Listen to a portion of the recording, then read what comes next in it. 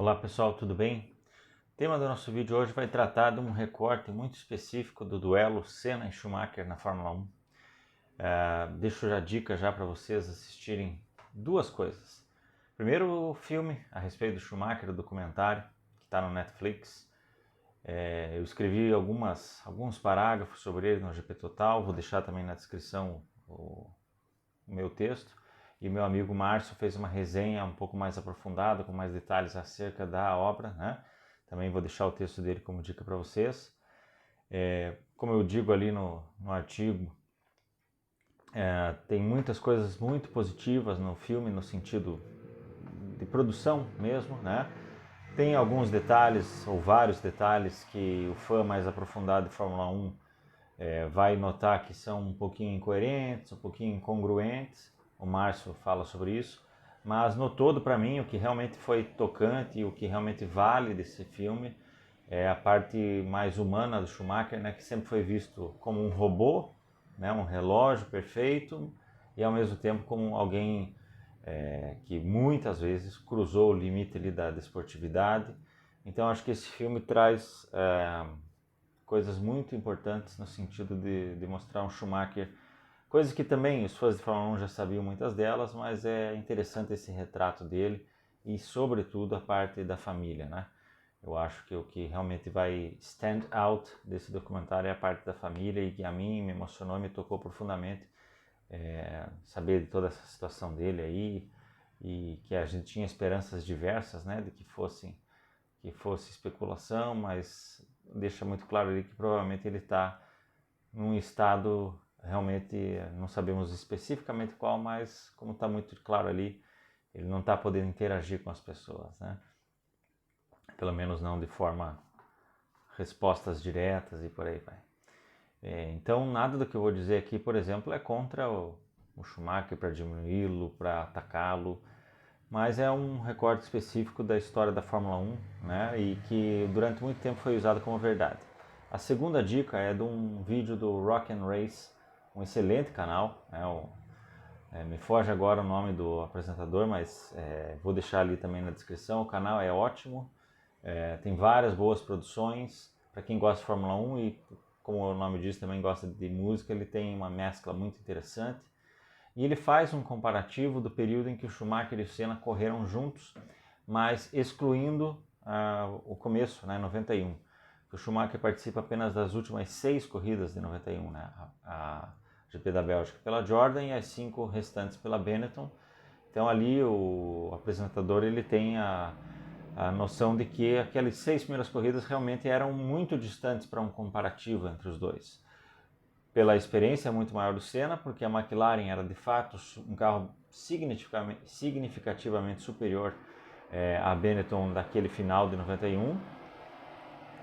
Então ele exclui esses dados, né, e ele analisa de 92 a o comecinho de 94. Ele inclui daí, sim, naturalmente, as primeiras provas de 94. No entendimento dele, 92 e 93, ou seja, ao fim de 93, dava para dizer que o Senna foi superior ao Schumacher nesse período em que eles se enfrentaram, mas que somando as corridas de 94, o início de 94, então no pêndulo para ele, naturalmente excluídas as 6 provas finais de 91, de 92 a 94 ele crê que o Schumacher tenha sido ligeiramente superior. O que faz algum sentido, porque de fato em 94 o Schumacher vinha melhor, né? Tem todas as polêmicas a respeito da Benetton, tem o fato de que a Williams estava muita dificuldade para se encontrar, bastando olhar o desempenho do Senna comparativo ao companheiro de equipe dele, companheiro de equipe esse que, conforme retratado no filme do Schumacher, seria uma disputa dura entre os dois. Nós sabemos que não foi uma disputa dura, na verdade jamais. Teve uma corrida na qual o Damon Hill superou o Schumacher, que foi no GP do Japão de 94, e ainda assim uma corrida que teve interrupção, portanto os tempos foram somados. O Damon Hill jamais superou o Schumacher na pista. As vitórias que ele obteve ou foram com desclassificações do Schumacher ou com punições durante a corrida, ou quando o Schumacher não estava presente. Fato, né? GPs da Itália e de Portugal, foi desclassificado no GP da Bélgica, no GP da Inglaterra teve que pagar uma punição lá e acabou sendo desclassificado posteriormente depois, então o Hill venceu por conta dessas punições. Na Espanha o Schumacher teve problema, a marcha prendeu, e aí no GP do Japão de fato o Damon Hill foi melhor. Então nunca houve uma disputa, a distância sempre entre Schumacher e Damon Hill, salvo, vamos lá, GPs pontuais, né, de 93, GPs pontuais de 96, mas mesmo assim 96 é uma distância grande de carro. Então em 95 a gente teve algum pequeno equilíbrio em algumas etapas, mas ainda assim Schumacher foi campeão com 37 pontos de vantagem para o Damon Hill, campeão com 2 provas de antecipação. Portanto, jamais houve da parte do Damon Hill o mínimo que fosse para competir com o Schumacher. E no comparativo com o Ayrton Senna, basta lembrar que no GP do Brasil o Damon Hill tomou uma volta do Ayrton Senna, e nas 3 corridas nas quais eles dividiram a Williams, a diferença de tempo que o Senna impôs a ele era astronômica, era a diferença para 3 ou 4 equipes abaixo, né? Enfim, e após o GP da Espanha, quando vem uma série de atualizações e melhoras no carro da Williams, é que o Damon Hill começa a ter um desempenho relativamente ok, né? Um desempenho relativamente digno. Ainda assim, lembrando, nas 3 primeiras corridas o Senna fez a pole, Schumacher ficou suspenso de 2 corridas, portanto não participou de treinos. Dos 11 treinos do que o Schumacher participou naquele ano com o Damon Hill, ele foi a pole 6 vezes. Portanto, nós entendemos somente a partir desses dados o quanto o Senna estava andando a mais do que aquela Williams. Então não há... se o Schumacher teve um desempenho superior, nós precisamos entender que tem as suspeitas da Benetton, mas sobretudo tinha um Senna lutando e muito com aquela Williams e acabou sendo vítima de um acaso, um infortúnio muito grande ali na forma como ele faleceu.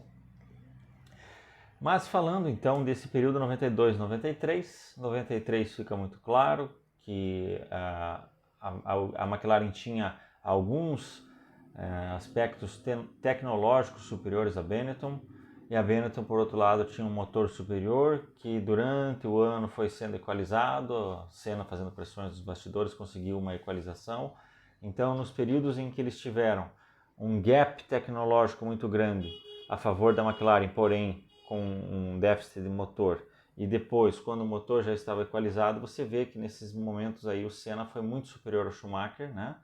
E no meio, no bolo do campeonato, houve uma proximidade.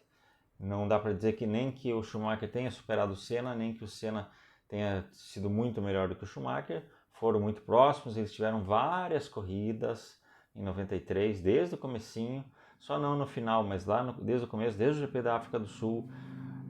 No Brasil também se enfrentaram, na Espanha muito próximos, em Mônaco o Schumacher estava à frente e abandonou, e teve outras tantas em que o Senna estava à frente e por aí vai. Então foi próximo em 93, mas o Senna acabou colecionando 5 vitórias, fez pole position, enfim, acabou sendo claro e notório que ele foi superior naquele ano. Mas em 92, o Schumacher marcou 53 pontos e o Senna marcou 50.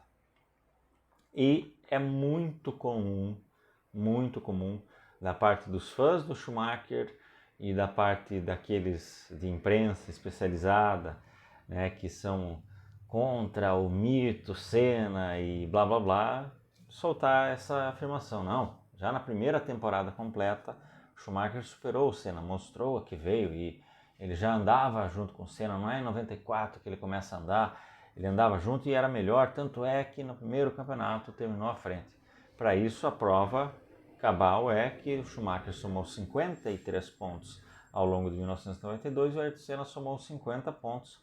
Portanto, o Schumacher terminou em terceiro, o Senna terminou em quarto, logo o Schumacher superou o Senna naquele ano. Para quem gosta de coisas rasas, para quem gosta de análises sem nenhum contexto, sim, basta dizer isso e terminamos aqui o vídeo. Um abraço a todos. Não, jamais. Aqui nós não fazemos nenhum tipo de análise rasa e também não fazemos nenhum tipo de análise passional. Como vocês podem ver, aqui tem tudo de Ayrton Senna. Nunca neguei isso, sempre falei e falei abertamente o quanto o Senna é um ídolo para mim, foi um ídolo para mim durante a minha infância e aos poucos ele sempre foi essa referência. Mas nada disso jamais afetou qualquer análise que eu tenha feito, pelo menos quando é para tratar de análises aprofundadas. Se eu prefiro o Senna ao Schumacher ou a quem seja, é uma distância muito grande de eu achar que o Senna tenha sido melhor do que A, B ou C, por eu gostar mais dele. Já falei também que considero no cômputo geral, na soma de tudo, o Juan Manuel Fangio, o grande nome da história da Fórmula 1, o Senna logo abaixo, junto com Jim Clark, mas o Schumacher ali na sequência, liderando um bolo seguinte que viria com Alain Prost, Lewis Hamilton e Jack Stewart, na minha visão. Já fiz um vídeo, por exemplo, comparando Schumacher e Hamilton e analisando toda a carreira dos dois, especialmente até aquele momento, né, que em 2019 o Hamilton igualava exatamente o número de GPs disputados pelo Schumacher, coincidentemente já após o GP do Brasil e tal. E os comentários que eu recebi naquele vídeo foi que eu era um fanático pelo Schumacher, que eu não aceitava que o Hamilton ia superá-lo, por aí vai. Então ali foi a prova maior de que eu consigo fazer análises de forma imparcial. Mas a questão é que a temporada de 92 é o que nós vamos trabalhar aqui. Eu vou tentar ser sucinto, até porque eu acredito que não há muito o que analisar do ponto de vista se houve uma proximidade. Não houve proximidade nenhuma. É verdade, sim, o Schumacher termina com 53 pontos, o Senna com 50, ele termina, portanto, uma posição à frente na classificação geral. Ele teve também outros dois dados estatísticos nos quais ele superou o Senna, né? Ele marcou 2 melhores voltas, o Senna apenas uma, e ele foi ao pódio 8 vezes ao todo, e o Senna foi 7. Porém, termina por aí. O Ayrton Senna naquele ano venceu 3 corridas, o Schumacher venceu apenas uma. O Senna marcou uma pole position, o Schumacher jamais marcou. Melhores voltas, se nós considerarmos, por exemplo, as corridas nas quais ambos tiveram pelo menos um X número de voltas, né? Porque há vários GPs, como França ou Japão, por exemplo, que o Senna abandonou antes de completar a primeira volta ou ainda na segunda volta. O próprio Schumacher, por exemplo, também abandonou muito cedo o GP de San Marino. Entre outros casos assim, em que um abandonou muito cedo e o outro teve uma corrida até o final, ou se não completou-a, em que há uma discrepância aí, então no número de giros que eles completaram, e naquela época não havia reabastecimento, as trocas de pneu ao final da corrida influenciavam muito, então fazendo esse recorte, acredito que ao todo de 16 corridas o Schumacher teria marcado 10 vezes o melhor tempo no comparativo ao Senna, e o Senna 6 vezes, mas somando todas essas situações aí, como por exemplo o GP da França, que o Senna não marca nenhuma volta, portanto o Schumacher fez melhor volta do que ele naquele dia. Vamos falar do GP da França daqui a pouco. Mas nessas corridas em que ambos tiveram um mínimo, né, de voltas completadas, fica 5-5. Né? O Schumacher marcou 5 vezes um tempo melhor do que o Senna nas provas e o Senna 5 vezes melhor do que o Schumacher nas provas. No demais, a diferença é bastante grande. Largadas, 14 vezes o Senna largou na frente do Schumacher, o Schumacher largou na frente do Senna 2 vezes. Ambas lá no início, na terceira e quarta provas, GPs do México e da Espanha. Foram as únicas 2 vezes em que o Schumacher largou à frente do Senna. Portanto, nas 12 corridas posteriores, o Senna largou à frente dele. Mais do que isso, eu vou pontuar então para vocês situações que ocorreram com a McLaren, com a Benetton, onde Senna estava e onde Schumacher estava nos momentos em que essas situações ocorreram e como isso influenciou para eles no final, na tabela. Partamos do seguinte pressuposto: Ayrton Senna abandonou 5 corridas por problemas mecânicos, elétricos, falhas de equipamento. Schumacher teve 2 situações apenas nas quais o equipamento o deixou na mão. Portanto, aí a gente já vê que a confiabilidade da Benetton era bastante superior à da McLaren. Basta cruzar também, além desses dados, os dados dos companheiros de equipe. Martin Brundle, companheiro de equipe de Schumacher, também teve apenas 2 vezes em que o equipamento lhe causou algum tipo de infortúnio que o obrigou a abandonar. Ao passo que Gerhard Berger, companheiro de Ayrton Senna, teve 5 abandonos causados por transmissão, pane elétrica, pane seca, motor, enfim, tudo isso entra nesse cômputo que eu estou falando. Portanto, a McLaren de 32 provas, né, 16 com cada piloto, De 32, teve 10 abandonos causados por problemas de algum tipo originado do equipamento, ao passo que a Benetton de 32, apenas 4. Acho que isso deixa muito claro. Segundo ponto, no comparativo ainda com os companheiros de equipe, né, o Martin Brundle largou atrás do Schumacher todas as 16 provas, foi 16-0 para o Schumacher na largada. Porém, na soma dos pontos, a distância foi bastante pequena, 53-38, com um detalhe: o Brundle conseguiu completar 9 provas consecutivamente na zona de pontos e numa dada, não lembro a partir de que início de corrida, mas num restante final ele soma 33, portanto ele havia perdido muitos pontos no início, apenas 5 pontos, e o Schumacher soma 27, portanto lá no início o Schumacher havia somado 26-5, e na sequência o Brundle acabaria fazendo 33-27. Era comum em várias corridas o Brundle, que largava muito atrás, andar muito próximo do Schumacher, eventualmente causar problemas para ele. Na própria GP da Bélgica, em que o Schumacher se sai vencedor, o Brundle chega a estar à frente dele, né, novamente. E aí nos boxes acontecem problemas e o Schumacher acaba ficando na frente dele, vencendo aquela corrida. Portanto, o Martin Brundle teve um desempenho muito semelhante ao do Schumacher em desempenho de corrida, né, tô falando. E a gente sabe que o Brundle não é um grande comparativo para a história, portanto, demonstra que aquela Benetton tinha muitos méritos, né? O bico levantado, né? O nariz tubarão. Começava ali o Rory Byrne, né? Que é o grande projetista que trabalhou com o Schumacher na Benetton e depois na própria Ferrari, falou que aquele B192 era, digamos assim, era o carro, a pedra fundamental, é o início ali, naquele carro que viriam os modelos de 94 e 95 muito vencedores, enfim. A McLaren também vinha sofrendo com muitos problemas, basta lembrar que é nesse ano que a Honda deixa a Fórmula 1. A McLaren introduziu ali o câmbio semiautomático e, em razão disso, muitas quebras. Era aquele motorzão V12, portanto, por exemplo, nas largadas, né, a McLaren sempre estava mais pesada, sempre tinha que começar as corridas mais pesadas, com os carros mais pesados, porque tinha que ter muito mais gasolina do que a Benetton. Então eram algumas vantagens que a Benetton tinha. No geral, de fato, a McLaren tinha talvez um pacote superior, mais avançado, porém, como estava sendo muito iniciante, era 92, era praticamente a novidade para tudo isso, ocasionou uma série de quebras. Esta série de quebras e este início de campeonato, que como eu falei até no comparativo com o Brundle, o Schumacher foi muito melhor, é este início de campeonato basicamente que define lá no final o Schumacher terminar o ano 3 pontos à frente do Ayrton Senna. No GP da África do Sul, ambos terminam a corrida, o Senna termina com uma boa vantagem em relação ao Schumacher, fez uma volta melhor do que a melhor volta do Schumacher, termina em terceiro, o Schumacher termina em quarto. Aqui ele seria mais ou menos um retrato fiel do que foi o ano em termos de desempenho. As duas Williams muito à frente, mas o Senna relativamente próximo ao Patrese e o Schumacher liderando o restante. Aqui ele seria o retrato fiel do que foi o ano, mas o ano não terminou assim.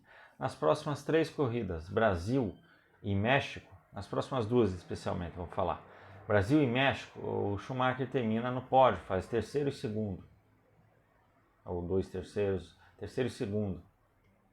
E o Senna abandona ambas por problemas de equipamento. No GP do Brasil tem uma curiosidade, eu lembro que eu tenho essa fita gravada, né, em VHS, e na volta de apresentação você escutava lá, Mansell, todos os carros com aquele motor limpinho. O Senna passava. Então já era notório, sabendo o que aconteceu, se você ver a volta de apresentação e você prestar atenção no som dos carros, sugiro isso para vocês, vou tentar também ver se no YouTube tem um vídeo assim, sugiro para vocês verem essa volta de apresentação, você já nota ali o que aconteceu. Mas o que aconteceu na verdade foi o seguinte, o Senna numa dada, acho que 13ª volta, decide abandonar, antevendo que ia quebrar, mas também já pé da vida, porque era para ter tido algumas atualizações já para o GP do Brasil em relação à África e assim não foi. Acredito que na África ambos tenham corrido, né, tanto o Schumacher quanto o Senna, com o carro de 91 ou alguma coisa assim. Então era para já estar melhor em 92 ali, GP do Brasil 92, mas não estava. O Senna acabou abandonando. Estava à frente do Schumacher. Ali causa a primeira celeuma entre os dois, na verdade. 2 ou 3 voltas, o Schumacher abre a reta dos boxes e consegue passar o Senna. Chegando lá no final para o S, o Senna retoma a posição dele. Ele fala, Schumacher, no final, na entrevista coletiva, que o Senna estava fazendo um jogo, estava fazendo um break test, estava brincando, querendo tirar uma onda com a cara dele, Schumacher, porque sabia que ia abandonar, e aí começou a fazer esse tipo de joguete para na frente da torcida, passeio alemão, querer. O Schumacher fez essa declaração.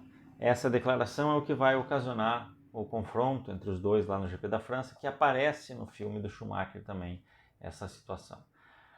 É retratado ali apenas como o Senna sentiu, né, que um novo leão, né, os leões antigos sabem quando vem um novo leão, então eles sentem o cheiro, eles querem marcar território, blá blá blá. Claro que isso tem fundamento, mas a verdade é que o Schumacher foi muito infeliz nessa declaração lá no GP do Brasil, e o Senna, que tinha um temperamento bastante irritadiço em certas situações, foi tirar satisfação com ele lá. Porque no GP da França, o Schumacher, o próprio Schumacher já admitiu isso, não uma nem duas vezes, inclusive no ano dos 20 anos do Senna, o Schumacher respondeu a perguntas de espectadores, né, fãs brasileiros. Uma das perguntas foi sobre essa corrida, e o Schumacher diz, não, certamente a culpa do acidente ali foi minha, qualquer um consegue perceber, né, todo mundo indo por fora, o Schumacher tenta fazer uma ultrapassagem meio insana ali, né? Não sei se ele achou que estava com vantagem, dá no meio do Senna, o Senna abandona, o Schumacher continua na corrida, e aí num dado momento o Schumacher abandona, o Senna vai tirar satisfação com ele ali, essa situação. Mas então no Brasil e depois no México, o Senna estava à frente do Schumacher e teve problemas de equipamento. Estava consideravelmente à frente do Schumacher e tranquilamente à frente do Schumacher no GP do México. O Senna larga em sexto, o Schumacher em terceiro, mas ainda na primeira volta o Senna já toma essa posição. Aliás, ele toma já meio que na largada ali, né? Ele chega a contornar a primeira curva à frente. Ele passa 2 a 3 carros ali de uma vez só. Excepcional manobra do Ayrton naquele momento. Aí vem o GP da Espanha, o Schumacher tira em segundo ou terceiro. Agora também eu estou confundindo ali essa sequência, mas eu sei que foram 3 pódios, 2 terceiros e 1 segundo. Então não me lembro se o segundo veio no GP da Espanha. Mas essa corrida, o Schumacher largou à frente, como eu disse no início do vídeo, se manteve à frente, marcou uma volta melhor do que a melhor volta do Senna, e o Senna abandona. Ele está na classificação como 9º colocado, mas ele abandona, ele roda no GP da Espanha. Foi a única corrida ruim do Senna sob chuva na história, a única vez em que ele foi longe de ser um competidor na chuva. Ele acaba rodando, então o Schumacher superou o Senna aí. Sem mais spoilers, o Schumacher superou o Senna em 92 no GP da Espanha. De 16 corridas, o Schumacher teve um desempenho superior ao do Ayrton Senna em uma delas, somente no GP da Espanha. Nas demais, todas as corridas posteriores, todas, o Senna largou à frente do Schumacher, terminou à frente do Schumacher. Quando não terminou à frente do Schumacher, abandonou à frente do Schumacher por algum tipo de situação que foge a erro do Senna. O erro do Senna foi em 92, no GP da Espanha de 92. Tem lá no final, na Austrália, que o Senna estava em segundo, o Schumacher em quarto, o Senna e o Mansell ali, os dois, o título já estava decidido, os dois disputando. A impressão que nós temos é que o Mansell deu uma freada um pouco mais cedo do que a curva, né? E o Senna encheu a traseira dele. Então, um erro de cálculo, pode se colocar assim, mas de novo o desempenho dos dois era muito superior ao do restante. Os dois estavam lá brigando pela vitória. O Senna estava consideravelmente à frente do Patrese e, enfim, teve esse acidente. Nos demais, não há nada o que se contestar. Senna vence na Hungria, em Monza e em Mônaco, né? Mônaco, depois Hungria e depois Monza. Em todas essas ele esteve à frente do Schumacher naturalmente. O Schumacher tem um problema na Hungria, que a asa traseira dele rompe em plena reta, mas o Senna fez a pole e venceu. Fez a pole não, ele largou em terceiro, mas já retoma a segunda posição ali na largada e termina por vencer. Então o Schumacher estava muito atrás. Em Monza, o Senna teve uma relativa sorte, né? Ele estava em terceiro a corrida toda, os dois Williams tiveram problemas e ele foi vencedor. E em Mônaco, todo mundo lembra, clássico Senna-Mansell. Mansell tem um probleminha nos pneus, vai para os boxes, o Senna consegue retomar a frente dele e não deixa ele ultrapassá-lo de forma alguma. Temos aí GP da Inglaterra, Senna estava à frente tranquilamente dos dois Benettons, do Berger, tem problemas no carro, também abandona e o Schumacher pega a posição que era dele. O GP da França, em que o Schumacher tirou o Senna da corrida. A GP do Canadá, o Senna faz uma pole milagrosa, a única pole fora das Williams, lidera a corrida toda até a 37ª volta, abandona por problemas elétricos.